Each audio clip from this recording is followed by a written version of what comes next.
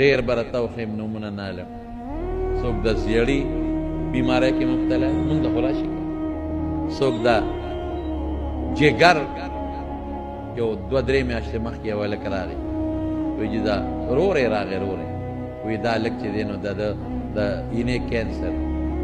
هلکه مې دی خو ټرانسپلانټ کېږي نه ختم دی نه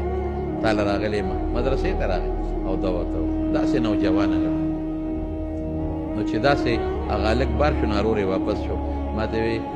مولوي صاحب یو خبره تا کوم د مخکې مې ته نه وي وایي بس هسې مري خو چې د دې ګناه لپاره زمونږ څه وکړو مې څه ګناه یې کوله وایي دا هلکانو کار دی تباه دي خلک د خدای سره څوک دشمني کوي هسې تاسو نه تپوس کوم الله سره څوک دشمني کولی شي نه د چا د کولمو کینسر د چا بل کینسر د چا بله بیماري د چا بله بیماري ډېر لاړل دا په دې ګناه کې مبتلې په دې ګن کې دا مبتلې په چا د بله د زوی بیماري په چا د ښځې بیماري ډېره مناسبه نه ده چې درته ویم خو د ښځو خاوندان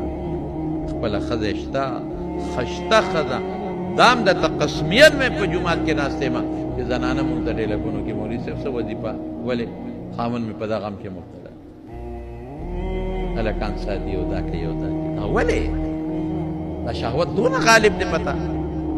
ګوره دا شهوت چې د کوم خوا سوچي نو هغې کې به مبتلی او چې سوچ دې بدل که خبره خلاصه ده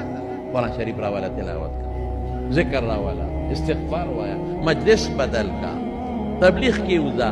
علماو سره کېنه نیکانو سره کېنه تسبیح په لاس کې راواله ماحول بدل کا ټیک ټاک الله بدل